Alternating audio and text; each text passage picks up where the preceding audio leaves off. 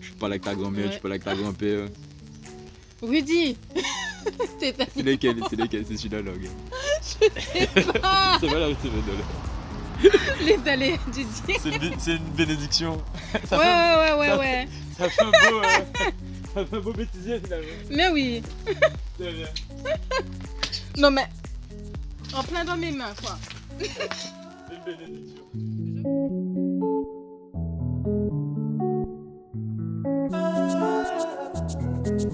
Bonjour, aujourd'hui on est avec Rudy Bonjour. qui est venu nous raconter un de ses souvenirs, ou plusieurs. C'est ça. Enfin, je dis qu'il est venu, mais en fait c'est moi qui suis venue chez lui. Regardez comme ça. C'est chez Rudy en Guadeloupe, c'est ça, à C'est Saint-François. ça, à Saint-François, belle allée. Donc Rudy c'est un de mes amis de collège. Ouais, collège quand même. Ouais. Hein. Ça fait longtemps. C'est ça. Et du coup je suis venue le voir. Parce que je sais qu'il a plein de trucs à raconter, je suis sûre. Alors ça va? Oui, ça va Tu très es bien. content d'être avec moi? Ben, toujours, c'est toujours un plaisir de te voir. Moi aussi, ça fait plaisir. Ça fait plaisir. Donc, Rudy, est-ce que tu peux nous parler un peu de toi, de tes origines? D'accord. Tu viens que de la Guadeloupe ou d'ailleurs? Ben, je suis originaire d'ici, de Guadeloupe. J'ai 30 ans. Donc ça fait 30 ans que je suis guadeloupéen. Et j'ai eu la particularité d'être né d'une famille indienne qui s'est mélangée avec une famille guadeloupéenne, on va dire descendant d'esclaves. Ouais. Donc du coup, ouais, j'appartiens à cette double culture, ouais. Et cette de double Guadeloupéen. culture qui forme une culture qui, pour moi, c'est le créole et c'est la Guadeloupe. Ouais. Dans ce qu'elle représente. Donc, du coup, tu C'est es diversité. ce qu'on dit, ce qu'on appelle des Un Indiens. bâtard. Voilà, un bâtard indien. Ou parce que Quand bâtard, c'est quand même assez quand on me péjoratif, disait hein. ça, je me disais, mais qu'est-ce qu'on me raconte? C'était pas pour un bâtard. Hein. Oui. En métis aussi, on Parce dit que métis. du ça coup, fait un j'avais peu toujours plus, le réflexe de le retraduire en français. Ok. Je me disais, mais attends, C'est une faut vraiment me bâtarde. Ah tête ouais, de c'est fête. chaud. Ouais, c'est chaud. C'est chaud. Non, vaut mieux le dire métis. Ouais. C'est pas que blanc indien. Donc, du coup, maintenant, je dis, je suis indo-guadeloupéenne. Et fière d'être guadeloupéenne. Ok. Donc, du coup, tu es indo-guadeloupéen. Tes parents ont pris le bateau. Enfin, tes arrière-grands-parents ont pris le bateau. Mon arrière, c'est assez récent, hein, c'est pas si vieux que ça. C'est mon grand-père, c'est le première génération à être né en Guadeloupe. D'accord. De sa génération. C'est-à-dire que son père est arrivé petit. Son père est arrivé avec ses parents petits. Tu vois. D'accord. Pour expliquer un peu, Les Indiens sont arrivés les en Indiens, 1854. c'est ça. Ouais. Exactement. Donc en Guadeloupe, il y a eu des Indiens C'est ça. qui sont arrivés en 1854 par un bateau. Enfin, un Aurélie, des bateaux. il y avait Voilà. Aurélie, après il y a eu une multitude de bateaux. Après, Celui que je connais, le plus connu, c'est C'est le l'Aurélie. premier, ouais. Voilà. Qui est arrivé en Guadeloupe. Et en fait, les Indiens sont venus pour travailler la canne à sucre C'est et ça, le pour- coton. Voilà, pour remplacer la main-d'œuvre après l'abolition. Voilà, exactement. Donc quand l'abolition de l'esclavage a eu lieu, 48, en 48, quelques années après, voilà. c'est vraiment pas récent, c'est vraiment pas vieux quoi. C'est Non, 54. Donc du coup, l'abolition de l'esclavage a eu lieu, ils ont fait venir les Indiens et on est resté là. C'est ça. On est venu Avec une avec promesse de repartir, on est toujours. Hein. avec la promesse de repartir et ils n'ont jamais pu repartir. C'est ça.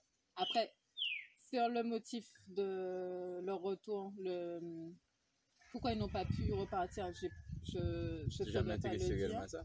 Après, ça Mais, a toujours été une stratégie un peu du colonialisme. Hein. C'est pareil, il y a eu des Guadeloupéens qui sont partis sur le canal de Panama, jusqu'à maintenant ils sont pas revenus. Voilà, exactement. Tu vois, donc il y a toujours cette forme de stratégie, peut-être pour faciliter les migrants. Parce que si tu leur promets pas que tu vas revenir, tu leur dis non, peut-être ils ont plus du mal à venir te suivre, quoi. C'est normal. C'est ça. Enfin, c'est normal. Enfin, non, c'est pas normal. Mais c'est pour la loi eux, de la guerre, on c'était- va dire. C'est ça. La loi de la... C'est un Hunger Game antillais. Et du coup, voilà. C'est comme ça que les Indiens C'est ça. sont arrivés C'est ça. en Guadeloupe. Donc, Ils en étaient des grandissant avec cette double culture-là, c'est quelque chose de Ouais. royal quand même. C'est avec du recul hein, que tu prends conscience justement de cette richesse, puisque c'est vrai que lorsque tu es petit, ça peut être un blocage. Moi, ça n'a jamais été vraiment un blocage, mais à un moment donné, tu sais pas où te mettre Oui. en fait. Après, ça dépend de la comment on dit en créole, du tempérament de la Ouais, c'est ça, personne. c'est ça.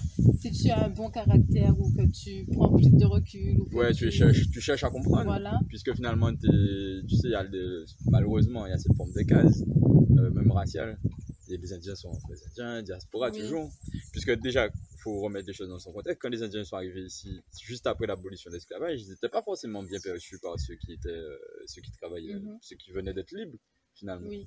Puisque les gars, ils ont pris 400 ans de fouette, ils sont libérés, j'avoue qu'ils n'avaient pas très bas pour le encore. C'est ça, et en plus, Et on du les coup, on les paye. ramène. Ouais, c'était même pas tellement Ils payé au n'étaient début, pas hein, tant c'était payés que pas ça, la mais ils terre. n'avaient pas Ouais, les coups de fouet, c'est ils n'avaient ça. pas les Et puis, chaînes. ils avaient pas.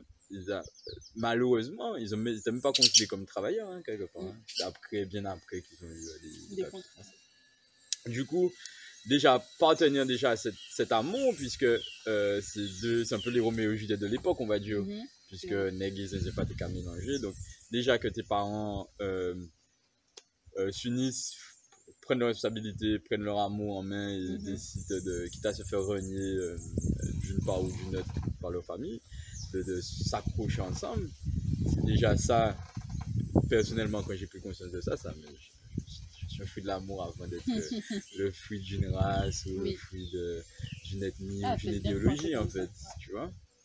Donc cet amour-là, ils se sont battus parce que les parents, effectivement, comme je te disais, les parents de ma mère n'étaient pas pour mon père et vice-versa. Mhm. Et finalement, quelques années après, on se rend compte que on va chercher, comme on disait tout à l'heure, on va chercher à savoir la vraie histoire des Indiens, la vraie histoire Oui, on des fouille. Renois, voilà. Et On c'est ce fouille. qui est bien, en fait. Enfin, c'est ce qui est intéressant au final. Ça nous a poussé, comme tu me le disais, t'avais, comme on dit, le cul entre deux C'est chaises. ça, Et du coup, tu savais pas trop c'est ça. où te mettre Parce que quand tu étais enfant. c'est ça, chez les Wassés nègres, oui, Malabar, les Indiens, Oui. et chez les Et Indiens, puis, il y on fait avait les pareil. petites Tu vois. insultes Ouais, du genre les Indiens mangent du crapaud sans sel. ouais. Le rouge aussi, le rouge. Le Malabar rouge, tout ce qui est rouge. Ouais. La Malabar, ouais, un peu. Et jaune aussi. Ouais. On kiffe le. Ouais. Mais bon, c'est marrant hein, avec le recul, c'est marrant, tu vois. En fait, la moquerie, la plupart des fois, c'est un manque de connaissances. Hein. C'est ça. Les gens ils se moquent parce qu'ils savent pas, en fait. Donc c'est Mais tu marrant sais quelque que part, mais en même temps. quand j'étais petite, quand j'étais au collège ou au lycée, il y avait beaucoup de personnes, parce que du coup, moi aussi, je suis un double européenne. Il y a beaucoup de personnes qui me disaient, oh là là, comme ça, je vais pas t'embêter parce que ton papa va couper une poule sur ton dos. Exactement. Moi, je me rappelle quand j'étais à l'école à Pointe-à-Pitre, au lycée, hein, j'étais à Carnot. Et bon, Carnot, c'est réputé pour être Pointe-à-Pitre, c'est Ouais. réputé pour les braquages, etc. Moi, on m'a jamais touché. Juste parce que mes cheveux étaient un petit peu Ah. bouclés, on m'a jamais touché. On braquait les gens juste à côté de moi, mais vous, ah ouais, fou, m'a aimé, ta cabrite. Surtout que ma mère était déjà artisane, donc je venais avec des bijoux, Oui. mais sans valeur réelle, Oui. avec des bijoux en graines, j'aimais bien. Et ouais, t'as la montée de bain, mon ici. Donc finalement, ça avait ses avantages aussi, tu vois. Ouais, Alors que mais premier repos, j'ai fait invitation, Ouais. hein, tu vois. Mais, est-ce que tu aurais une petite anecdote de toi quand tu étais petit?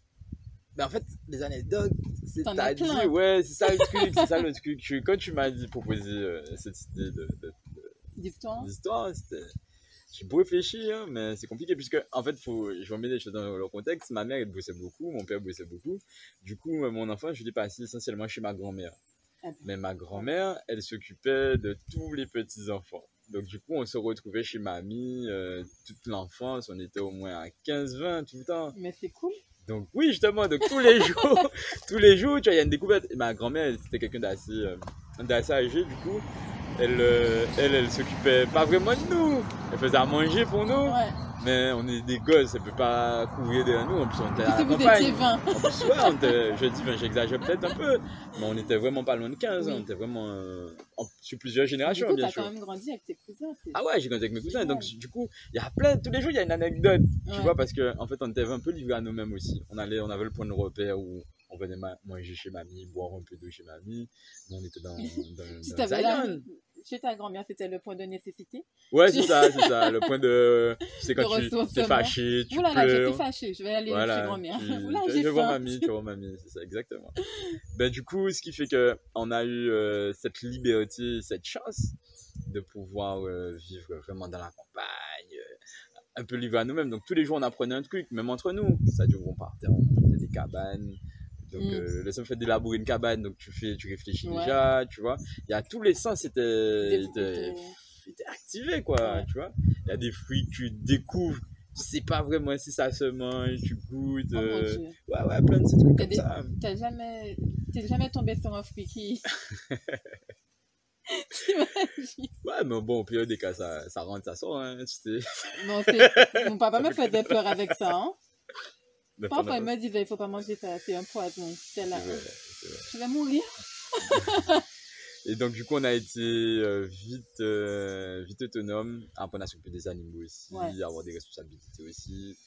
Du coup, mon enfance, je la vis toujours, hein. Je suis un éternel enfant, en fait, en Guadeloupe. Mais attends, oui. je suis dans une île qui respire l'amour. T'es obligé de rester enfant.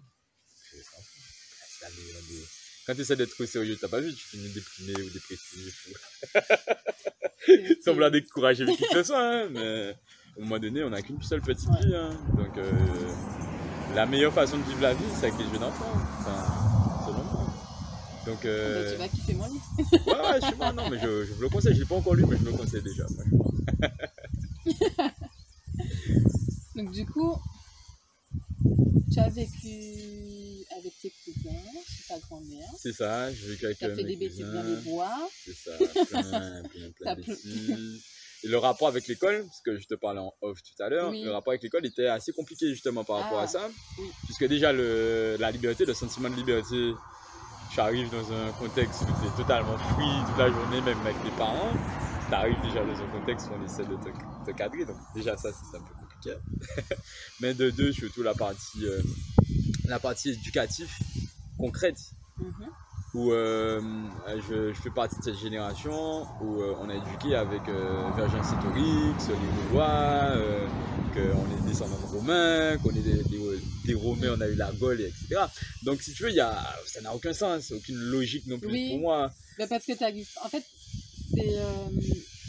En fait, tu as deux solutions. Soit tu es complexé. L'impression que Moi, j'avais l'impression que c'était pas réel.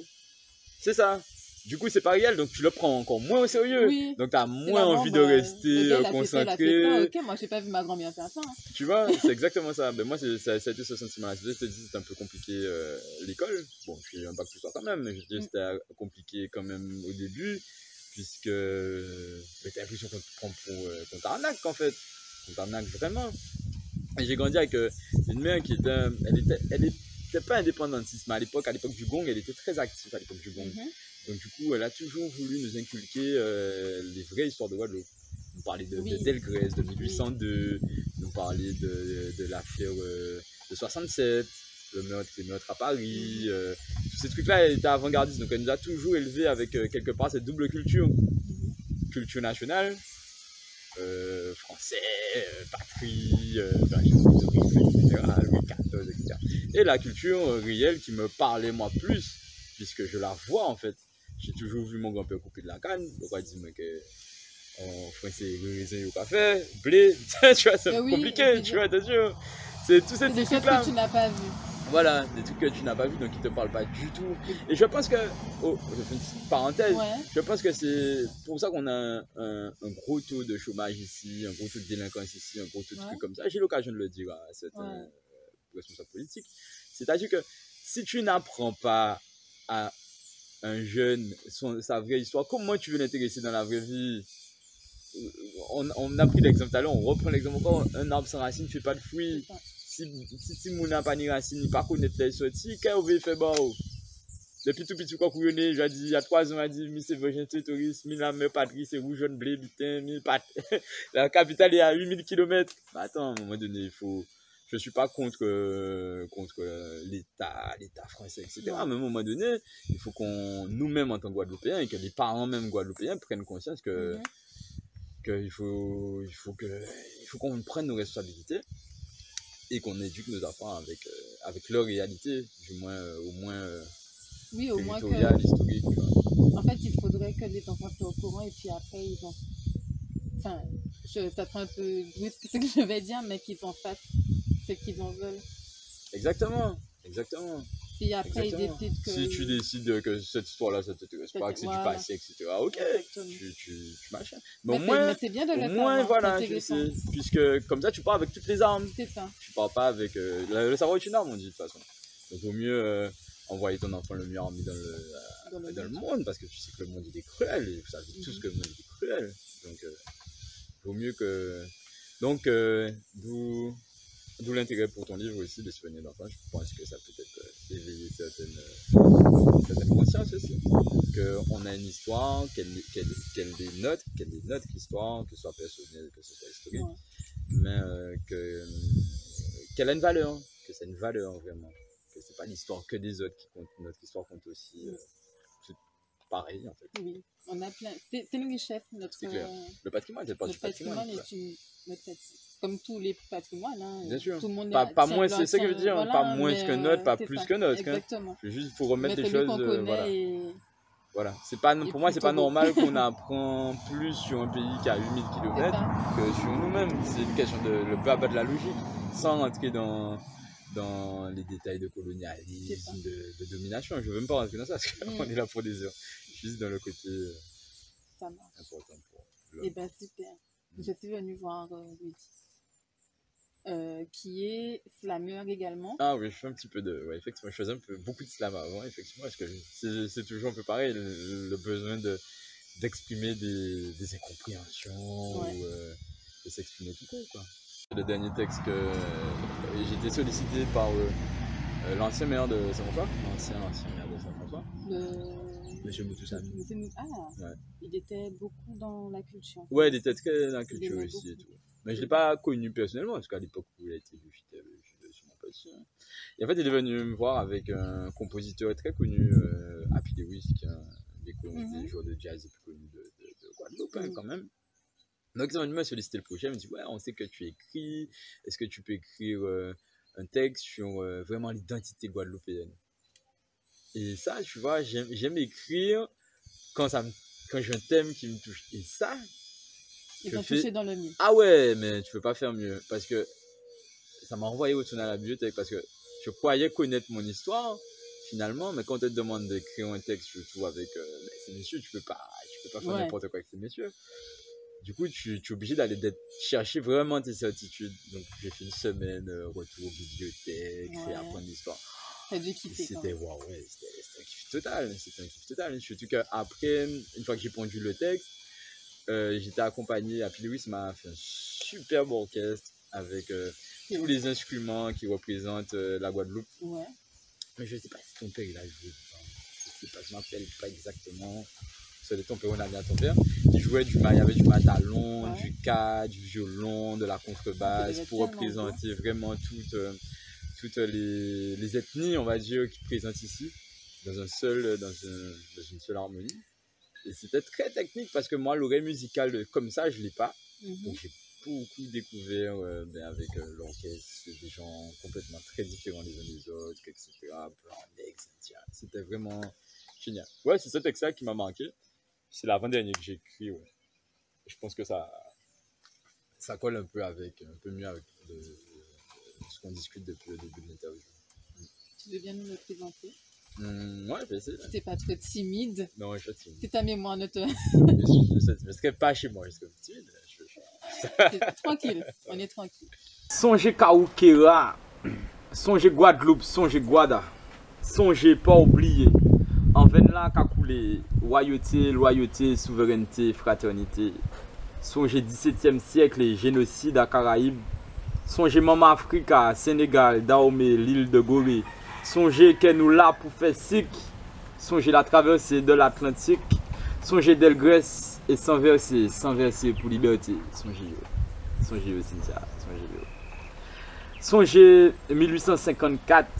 Calcutta, Madras, Pondichéry, songez l'Aurélie, arrivé ici, mal accueilli, loyal mais asservi, censé repartir, retourner au pays, crier, chercher toute divinité, chercher force en cérémonie, songez Sidambawom, songez Govindin qui goumé pour travailler, pour l'égalité, songez yo.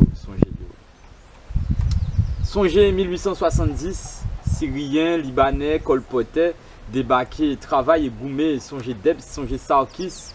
En fait, nous toutes ces Timounawa et Timounaren au paradis, nouveau monde, nouveau vie. Nous toutes ces petites tabondiers, nous belles, nous folles et nous ensemble. Gardez l'amour en nous. Guadeloupe, Cabanou, tellement d'amour. Songez yo. Pour des plus belles. Merci, Goody. Merci à toi. Merci à toi d'être passé. C'était très beau. J'aime beaucoup ton environnement. On se sent bien chez nous, c'est très chaleureux. Merci. Bah, c'est de la nature, hein. C'est des arbres qui donnent de l'amour. Hein. Il suffit juste de planter et puis Dieu et la nature fait le reste. Hein. Donc que toute la gloire revienne à la création, à la machine éternelle qui est la vie, quoi. Exactement. Eh ben, je te remercie de m'avoir accueilli chez toi. Merci à toi d'être passé. De nous avoir offert ce beau slam. Merci, ça fait plaisir. J'espère que ça t'a plu aussi. Merci, ça m'a énormément plu. Et puis dans ta démarche même du livre, encore une fois je le conseille. Il faut vraiment, c'est des petites actions comme ça où on va marcher un peu plus la tête haute avec un peu plus de souveraineté, puisqu'on a une histoire importante. On n'est pas moins que les autres, on n'est pas plus que les autres non plus, mais on n'est surtout pas moins que les autres. Nous sommes là et puis nous avons une existence, on a une place dans l'humanité et puis on a un devoir, un combat à mener.